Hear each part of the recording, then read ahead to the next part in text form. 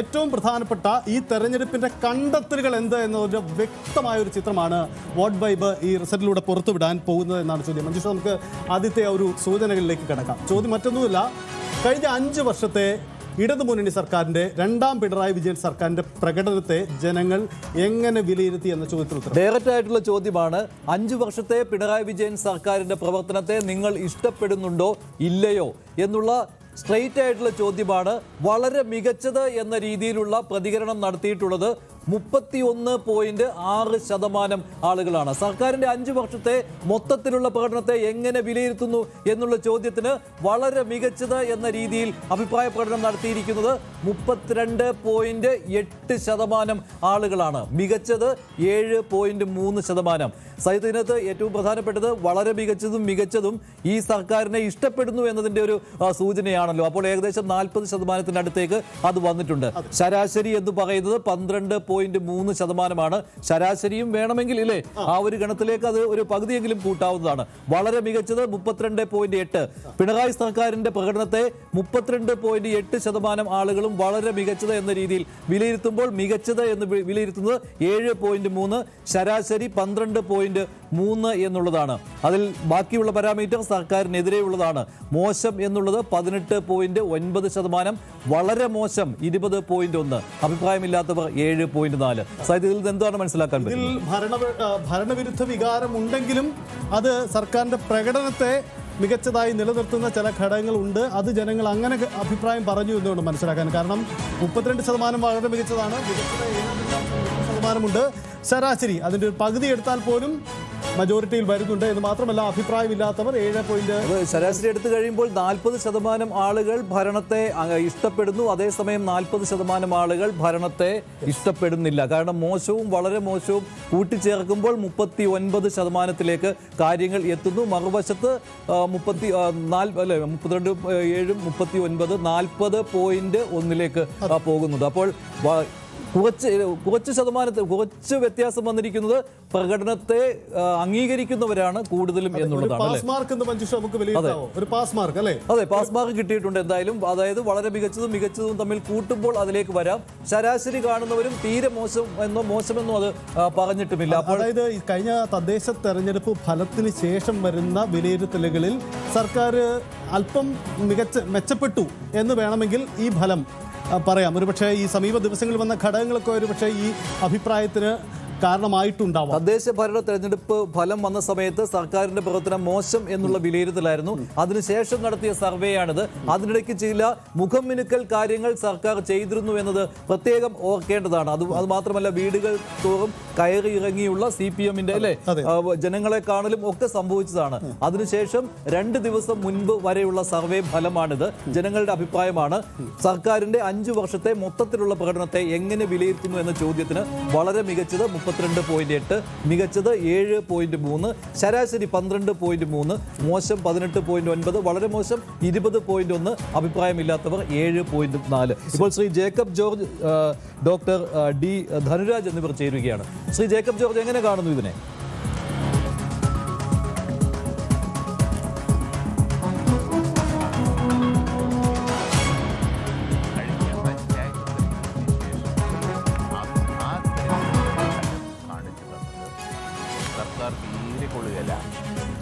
Anti ഇൻകംസി ചായ വളരെ കൂടുതലാണ് എന്നൊക്കെയാണ്. കാരണം അതാണ് ഐക്യജനാധിപത്യ മുന്നണിക്ക് വലിയ ഒരു പ്രതീക്ഷ. ആ പ്രതീക്ഷയിലാണ് ഐക്യജനാധിപത്യ മുന്നണി.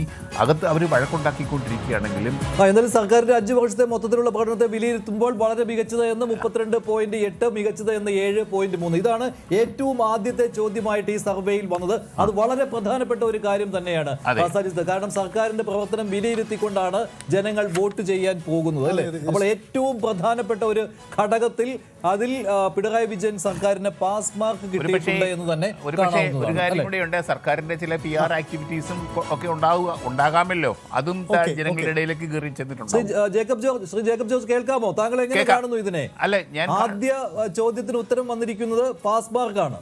അതെ, അത് സർക്കാർ പഞ്ചായത്ത് തിരഞ്ഞെടുപ്പിന് ശേഷം വന്ന ഒരു വലിയ നേട്ടമായിട്ട് തന്നെ കാണാം. പഞ്ചായത്ത് തിരഞ്ഞെടുപ്പിൽ ഗവൺമെൻറ് വളരെ പുറകിലായിരുന്നു. വളരെ പുറകിൽ ആൻറ്റി ഇൻകംബൻസി ജനങ്ങൾക്ക് വളരെയധികം ഉണ്ട് എന്നുള്ളത് കോൺഗ്രസിന് വലിയ പ്രതീക്ഷ കൊടുക്കുകയും ചെയ്തു. കോൺഗ്രസ് തന്നെ അതിവേഗം മുന്നേ പോയി. പക്ഷേ അതിൻ്റെ അകത്ത് തമ്മിൽ വഴക്കും ബഹളവും ഒക്കെ ഉണ്ടായിരുന്നു. അത് എങ്കിൽ പോലും ഭരണകക്ഷിക്ക് ഒരു വളരെ അനുകൂലമായ ഒരു ജനത്തിൻ്റെ തിരിഞ്ഞിരിക്കുന്നു എന്ന് വേണം മനസ്സിലാക്കാൻ. ഡോക്ടർ ധർരാജ്, ഈ വിഷയത്തിൽ അതായത് പൊതുവിൽ ആന്റി ഇൻക്യുംബൻസി ഏറ്റവും ശക്തമായി നിലനിൽക്കുന്ന ഒരു സംസ്ഥാനം എന്നതാണല്ലോ കേരളത്തെക്കുറിച്ച് പൊതുവായി വിലയിരുത്തിയത്. നമുക്കതിന് മുന്നിൽ തൊട്ടുമുമ്പുള്ള ഉദാഹരണം തദ്ദേശ ഫലമാണ്. അതിനുശേഷം സാഹചര്യം ഇത്ര കണ്ടു മാറിയോ? ഈ സർവേ ഫലത്തെ ആ രീതിയിൽ നോക്കിക്കാണാൻ കഴിയുമോ?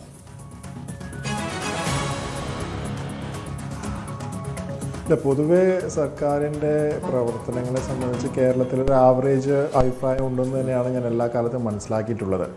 ഇവിടെ ഇലക്ഷനുമായിട്ട് ബന്ധപ്പെട്ട് നമ്മൾ ഇതിനെപ്പറ്റി സംസാരിക്കുമ്പോൾ ഇതിനെ രണ്ടായിട്ട് കാണാനാണ് ഞാൻ ശ്രമിക്കുന്നത്. ഒന്ന്, സർക്കാരിൻ്റെ പ്രവർത്തനവും അതിലൊരു പൊളിറ്റിക്കൽ എലമെൻറ്റിൻ്റെ കാര്യമുണ്ട്.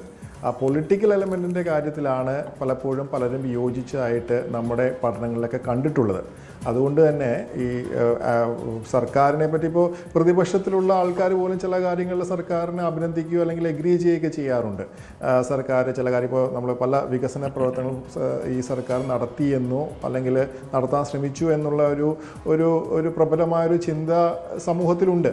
പക്ഷേ അതിനപ്പുറത്തേക്കായിട്ട് നമുക്ക് ഇവിടെ കാണേണ്ട ഒരു കാര്യം, ഇലക്ഷനുമായിട്ട് ബന്ധപ്പെട്ട് മുന്നോട്ട് പോകുമ്പോൾ ഇലക്ഷൻ എന്ന് പറയുന്നത് ഒരു പൊളിറ്റിക്കൽ ഡിസ്കഷനും കൂടിയാണ്. അതായത് സർക്കാരിൻ്റെ പൊളിറ്റിക്സ് എന്തായിരുന്നു എന്നുള്ളതാണ്. അവിടെയാണ് എനിക്ക് തോന്നുന്നത് ആ വലിയൊരു വ്യത്യാസം. കഴിഞ്ഞ ത്രിതല പഞ്ചായത്ത് ത്രിതല സംവിധാനത്തിലേക്കുള്ള തിരഞ്ഞെടുപ്പ് നടന്നപ്പോഴും ഇപ്പോഴും ഒരുപക്ഷെ കേരളത്തിൽ ഏറ്റവും കൂടുതൽ ചർച്ച ചെയ്യപ്പെടുന്നത് പൊളിറ്റിക്കൽ എലമെൻ്റാണ്. ഡെവലപ്മെൻറ്റ് എലമെൻറ്റ് ഒരുപക്ഷെ ഉണ്ട്, അതിന് ഒരുപക്ഷെ പാസ് മാർക്ക് കിട്ടിയേക്കാം അല്ലെങ്കിൽ ആവറേജിന് മുകളിലായിരിക്കാം.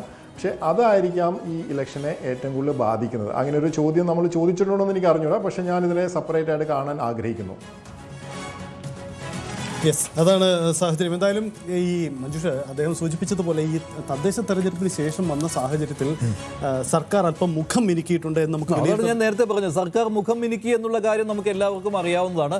അപ്പോൾ ജനങ്ങൾ ആ രീതിയിൽ കാണുന്നു എന്ന് വേണം കരുതാൻ. തദ്ദേശ ഭരണ തെരഞ്ഞെടുപ്പിന് ശേഷം സർക്കാർ സ്വീകരിച്ച നിലപാട് അത് ജനങ്ങളുടെ മനസ്സിൽ വളരെ മികച്ചത് എന്നതിനും കൂടുതൽ സ്കോർ നൽകാൻ സഹായമായിട്ടുണ്ട് എന്നുള്ളതാണ്. അതേസമയം ശരാശരി എന്ന് പറയുന്നവരുടെ എണ്ണം കൂടി അതിൽ ഏറ്റവും ശ്രദ്ധേയമായ ഒരു കാര്യമാണ്. അവരെ വേണമെങ്കിൽ മോശം എന്ന പട്ടികയിലും ചേർക്കാം, അല്ലെങ്കിൽ മികച്ചത് എന്ന പട്ടികയിലേക്കും ചേർക്കാം, അല്ലേ? അതിലൊരു കുറച്ച് ശതമാനത്തെയെങ്കിലും. ഈ കണക്കിൽ ജേക്കബ് ജോർജ്, ഒപ്പം തന്നെ ഡോക്ടർ ധൻരാജ്, ഈ ആദ്യത്തെ ചോദ്യത്തിന്റെ ഡീറ്റെയിലേക്ക് പോകുമ്പോൾ ഒരു പ്രധാനപ്പെട്ട കാര്യം കൂടി നമുക്ക് വിലയിരുത്തിയിട്ടുണ്ട്. അതായത് യങ്ങർ വോട്ടേഴ്സ് 14-നും 18-നും 24-നും വയസ്സിന് ഇടയിലുള്ളവർ സർക്കാരിനെ കൂടുതൽ താല്പര്യത്തോടെ കണ്ടിട്ടുണ്ട്. അതേസമയം 35-നും 44-നും ഇടയിൽ ഏജ് ഗ്രൂപ്പ് ഉള്ളവർ കൂടുതൽ സാറ്റിസ്ഫൈഡ് അല്ല. അങ്ങനെ ഒരു കണ്ടെത്തൽ കൂടി ഈ സർവേയുടെ ഭാഗമായി വന്നിട്ടുണ്ട്. എന്താണ് ഈ യങ്സ്റ്റേഴ്സിന് സർക്കാരിനോട് കൂടുതൽ താല്പര്യമുണ്ടാകാനുള്ള ഘടകങ്ങൾ? അങ്ങനെ എന്തെങ്കിലും കാണാൻ കഴിയുന്നുണ്ടോ ജേക്കബ് ജോർജ്? അല്ല, അങ്ങനെ പെട്ടെന്ന് യങ്സ്റ്റേഴ്സിന് സാധാരണ പൊളിറ്റിക്സിൽ തന്നെ താല്പര്യമില്ല കേരളത്തിൽ. അങ്ങനെയാണ് നമുക്കിപ്പോൾ പുതിയൊരു ട്രെൻഡ് എന്ന് പറഞ്ഞാലേ KSU, SFI, ABVP ഒക്കെ ഉണ്ട്. എങ്കിൽ പോലും ചെറുപ്പക്കാർ പൊതുവെ രാഷ്ട്രീയത്തോട് മുഖം തിരിച്ചു നിൽക്കുകയാണ്. പ്രത്യേകിച്ച് വിദ്യാർത്ഥി രാഷ്ട്രീയത്തോട് പോലും മുഖം തിരിച്ചു നിൽക്കുന്ന ഒരു കാലാവസ്ഥ. സോഷ്യൽ മീഡിയയിലൂടെ കാര്യങ്ങൾ അറിഞ്ഞുകൊണ്ടേയിരിക്കുന്നുണ്ട്. ഞാനത് പറയാൻ വരികയായിരുന്നു. എന്തൊക്കെയാണ് ചെയ്യുന്നത്, ഗവൺമെൻറ് എന്തൊക്കെ ചെയ്യുന്നു. പക്ഷേ എനിക്ക് തോന്നുന്നത് ഗവൺമെൻറ് രാഷ്ട്രീയം അതിനോട് തന്നെ ഒരു മടുപ്പ് കേരളത്തിലെ കുട്ടികൾക്ക് ഉണ്ട് പൊതുവെ എന്ന് തന്നെ പറയാം. അങ്ങനെ ഒരു ഞാനീ ചൂണ്ടിക്കാണിക്കുന്ന ആ സവിശേഷത ഉണ്ടെങ്കിൽ പോലും ചെറുപ്പക്കാരായ വിദ്യാർത്ഥികൾക്ക്, പ്രത്യേകിച്ച് വിദ്യാർത്ഥികൾ, കേരളത്തിലെല്ലാവരും വിദ്യാർത്ഥികളാണല്ലോ, അവർക്ക് അങ്ങനെ ഒരു ചിന്ത വരുന്നുണ്ട് എങ്കിൽ തീർച്ചയായിട്ടും അത് അത്ഭുതകരമാണ്. അത് സ്വീകാര്യവുമാണ് അങ്ങേയറ്റം.